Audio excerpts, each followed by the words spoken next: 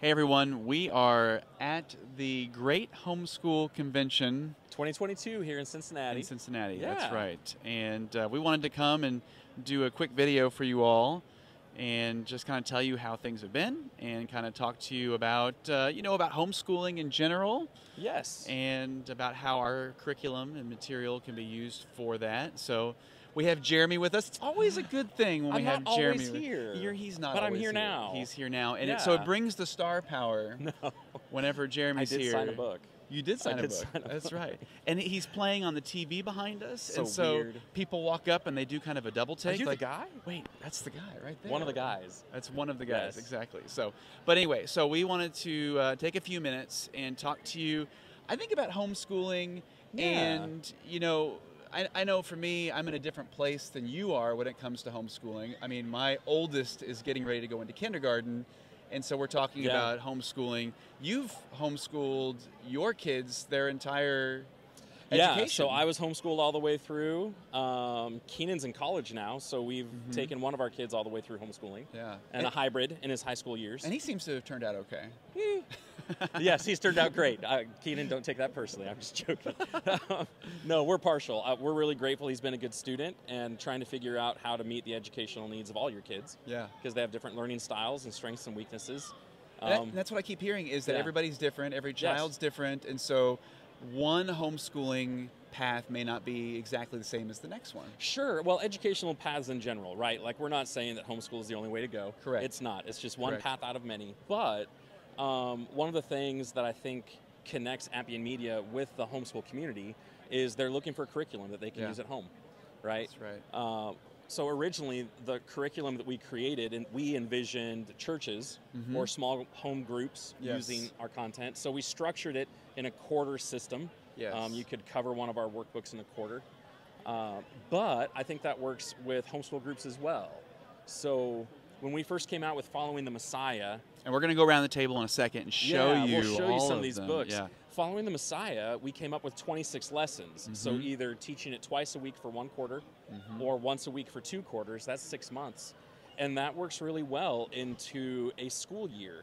So when we first wrote the curriculum, I taught it in our homeschool co-op in the high school level for a whole school year. So one week, one class a week, we were watching a section of video, going through the study guide, and that dovetailed really beautifully with a structured homeschool group environment. Okay.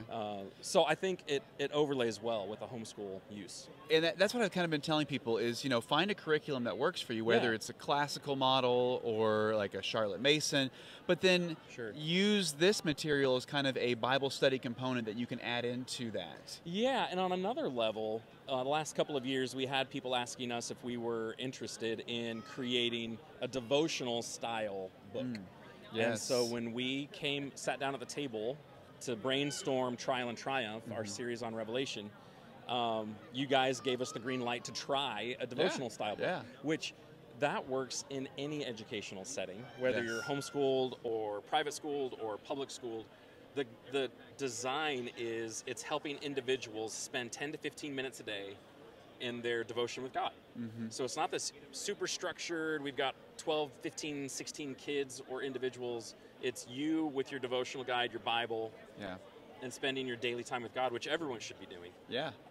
But especially devotional time in a homeschool setting. Most homeschool families are trying to build that into their schedule. So I think that works really well. Okay, yeah. And I think what we've seen so far, and we've had some really good turnout at this event.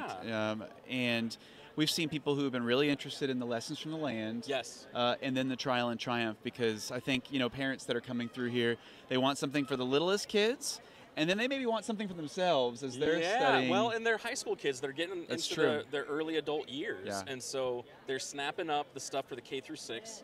So, Uncle Barry doing his walkthrough of the life of Jesus.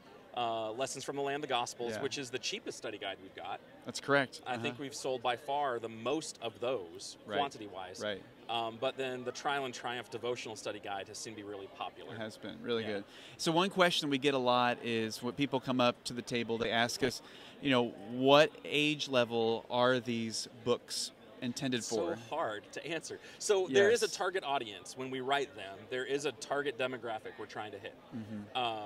So for most of the study guides, Following the Messiah, the original series, Searching for a King, the one on the United Kingdom, and even Trial and Triumph. That is primarily directed toward the middle school, high school, and up. Ideally, high school and up. Right. There's a lot of reading. There's a lot of factoid and little blurbs in the book. But our younger kids like watching it. Yeah. And then on the flip side, we intentionally wrote Lessons from the Land of the Gospels for K through 6. Justin Dobbs has had a heavy hand in working on that, and he does so great writing to those kids. And Barry, speaking to those kids, someone just came up like half an hour ago and said they used that material to teach their high schoolers. Oh, wow. And their high schoolers, like that book has coloring sheets and other stuff, and the high schoolers loved it. Interesting. Which, now that they said it, I was like, cool. I can see that. Yeah. Like really artistic people. It's very artistic. Yeah. And you can take it deeper than what the material stops at. So you can customize it. But it's primarily meant for K through 6, and this year we're supposed to be coming out with the second installment of Lessons from the Land. Get excited. That's right, Lessons from the Land. I think we've been calling it The Kings. Yes. I'm thinking that's the name that's going to stick. Yep. But Lessons from the Land, The Kings, which will go along with Searching for a King. And so, you know, what we've been telling people is, look, if they're young now, start them in Lessons from the Land, the Gospels, and eventually Lessons from the Land, the Kings, and then step up to Searching for a King and following the Messiah. Right. I mean, the long-term plan here is for us to continue creating content and study guides to help you through whatever section of the Bible you're studying. Right. So we continue to create content, developing a curriculum that you could use for several years that will grow with your kids. Yeah, absolutely. Which is exciting. It is very exciting. Yeah. Yeah. So Jeremy and myself are here. Craig is also here, and he actually gave a couple talks. So what I'm going to do now is we don't want to just stand here and talk to you. We want to show you the floor. We want to show you all of the things going on. I'm going to slip behind the camera and let Jeremy kind of drive the show a little bit, and he's going to show you the table. He's going to talk to Craig about his talks, and we'll go from there. Sounds good. Yeah. Well, let's sneak around there a little bit. So we have got all of our offerings here on the table. We came to Cincinnati 3 years ago, and didn't have anything. We were giving away DVDs just to help people know who we were. This time, we've got a table full of content. So we've got the 4 video series, Following the Messiah, Trial and Triumph, Lessons from the Land, and Searching for a King, along with their printed study guides. You know, people were asking us for a couple of years if we could do printed published study guides and not just digital downloads, and we've done that, and people seem to have loved them. So we've got a table full of that, encouraging people to download the new app, you know, where they can watch all of our content for free on our exclusive app. So you can go to your app store, search Appian Media, download the app. You can get all of our content that way. All of our video content is on YouTube. It's on our own website, appianmedia.org. But you can also access the printed material and purchase the printed material through the app, through the website. So people seem to be gravitating towards it, and what they love to hear is how well the study guides are integrated with the videos. So you have the QR code that gives you a video clip with a prompt. You scan it with your mobile device, you watch what you need to watch, and you turn it off. You know, you don't have to queue up something on a DVD or a Blu-ray. You just do it in the book. So if you get the book, it's all you need, you know, and that's just so appealing. It makes it so much easier to teach and to use. And I didn't know until I got here, they've got such a great discount on our stuff right now. I know. There's a convention special of 25% off, which is a huge savings on the printed stuff. It's been really popular, so it's been a good convention. And what's also fun is this time at the convention, Craig got invited to speak. They gave him a couple of spots, once on Thursday night. It was Thursday night, and then yesterday, Friday morning. He gave 2 different talks, talking about reaching out and instructing, educating children, and also talking about the Trojan horse of media in our culture. And so in just a second, I'm going to talk to him about how those went. Karen was there. She's kind of biased. It's her husband, but Karen said he did really good. I'm sure she's right. And a lot of people that have come to the booth were in the talks, where they appreciated Craig's perspective, which is what he and Stu both share. And they were so excited about it. A lot of people, it's their first time knowing who we are, hearing about us. And that's made the convention worth it, getting out in front of more people. So I'm going to steal Craig for a second and ask you a little bit about your conventions. Thank you for coming by, man. Tell me about your talks. Oh yeah, so this was a great opportunity the first year that we've been able to do it. The first workshop we led was Thursday afternoon, and it was called Bible Studies Should Ignite a Child's Imagination.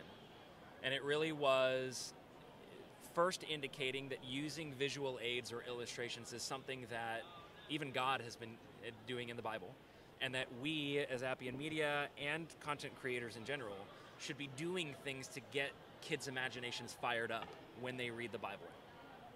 And then yesterday morning was, I called it Hollywood's Trojan Horse. And it was the idea of Stu and myself have had the experience of kind of learning from industry professionals who have a very different worldview than we do, learning the tools of the trade in order to counter the culture that we see being pushed by Hollywood and others. How can we use the tools that we have to help spread the gospel message? And that's very much at the heart of what Appian Media does. Yeah. And that's really, I mean, that was a really well-attended workshop yesterday morning. You've got these families here with kids who are showing interest in pursuing these creative fields, and got a lot of really good feedback and questions from parents about that one. So I've heard you talk about that topic. I've heard you give that lesson or a version of that lesson in churches before. But with some of the stuff that's hit the news in the last 6 to 8 weeks with a large motion picture company, I haven't asked you this question. Is it as much of a Trojan horse anymore, or just a full-out obvious assault? I mentioned that. I tried not to pick on any one company too much, but you can't help. I did. I really did. Okay. I mentioned it because the truth is, for the last couple of decades, this has been happening. Yeah. But in the last, I'd say 2 months, 6 months, they've dropped the facade completely. Yep. They're being very upfront and honest with not what they want to be doing, what they have been doing. And so, like parents, it's not, I don't really have to convince them so much that this is going on. Now the question is, so what do we do about it? And part of the workshop was, it's not so much, okay, we're being attacked, how do we defend ourselves? That's a worthwhile discussion. But it was also, what can we do to push back against the culture? We don't need to keep complaining about what's not being made. Appian Media was started when Stu and I said, well, then let's just make it ourselves. And so, yeah, man, I get fired up about it. And I heard from a lot of parents yesterday, like, hey, I've got kids who want to make movies or are making movies. Now we know that there are avenues that they can take this creative passion and do something worthwhile. What response have you had to the technology that we're using putting this curriculum together? Because we're marrying several different things. What response have you gotten to that? Yeah, in fact, I think you guys just saw me talking to a young man here he's making movies, and he was asking us tech questions, but we've had parents. None of them have said, I don't see the value in that. All of them have said, oh, this is really going to get my kid interested. And we want to make it clear, we are not advocating your Bible lesson should be 45 minutes of video and call it a day. No, we use pieces of video and photos and maps and animations and really compelling written material to get you invested with the text of the Bible and package it all up. I mean, we use every piece of those in these workbooks. Yeah, they're responding really well to it. I think it's well done. So has it been a good thing to come to Cincinnati this year? Yeah, this has been great. Yeah. I've had a blast and had really great conversations with people, and yeah, we'll definitely look forward to doing this again. Great. Well, I think we're going to walk back around this way. You've gotten a chance to kind of see the floor. It's huge. There are so many vendors here. We've got some great neighbors we've gotten to visit with a little bit. Excited about the workshops. He's coming about Star Wars shirts. Craig has found his people. And Stu's going to get the camera mounted back and come back around and join me over here.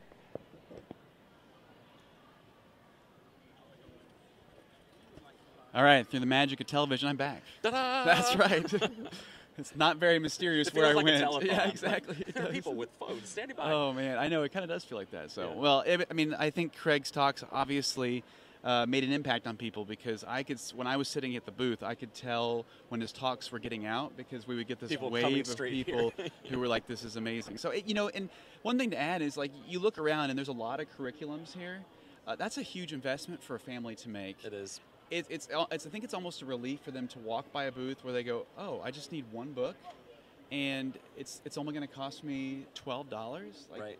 That's an easy sell for people. It is. And, you know, again, we're not saying this is a full curriculum, and obviously it doesn't replace the Bible. No. But what it does is it helps to kind of add pieces in to what you're already doing. It's a supplement to what you're already doing. Yeah. For sure. Yeah. So. And helping, like Craig said, helping to ignite their imagination. Helping to reinforce that what the Bible describes, those are real places and real people. Yeah. So it's apologetic in nature. We were explaining that to somebody, that part of what we're communicating is that the Bible is reliable and relevant. Mm-hmm. And so our material is trying to communicate that. Yeah, absolutely. So that's been fun to visit with people as they get that. That's right. It is. It's very interesting, and people have been coming up and having some good conversations. So, as Jeremy mentioned, we have an app. Download the app. All of the content is there. Yep. All of the content is on our website. YouTube. Search for Appian Media. You can find it. And if you saw the workbooks and this is the first time you're seeing them, or you saw them again and you're like, "Whoa, I didn't know they had these." We still hear that a lot from people. Right. We still get a lot right. from people. You can go to our app. You can go to our website and find those workbooks and purchase those online. Yeah. So, or if you're at the convention, you can come over here and get them with a lovely discount. Yes, so, that's right. That's right. I'm actually going to say goodbye to somebody really quick. That's right. Thanks for coming back around, man. That is. That's the fun. magic of Appian Media, is that we find that people are so excited when they see this content and find this content. Yeah. And the last thing I will say is, it's because of our donors, it's because of our members that we are here, and that we have been able to create these beautiful workbooks and these wonderful documentaries. Thank you, thank you, thank you. Absolutely, thank you. And we always have to say, there are members of the team that aren't here, that don't always get seen, they don't always get mentioned every single time, and they should. So just because you see the same faces sometimes in social media stuff, please realize there are so many people helping behind the scenes, and they would be here if they could. That's what's made Appian Media so successful, is the very vast team that we've created. Yes, so thank you to all the team members, especially those that couldn't be here today, but they watch, they keep up with us, they track things. They're fans as well. They're fans as well. Yeah. All right, so we're going to sign off here and get back to work and relieve poor Craig. But thank you for watching, and more coffee. It's time for more coffee. I could do some coffee right about Craig's now. begging. That's right. And if you have any questions at all, please leave a comment in the post. Yeah. And let us know, and somebody will respond to you. So, but thanks again.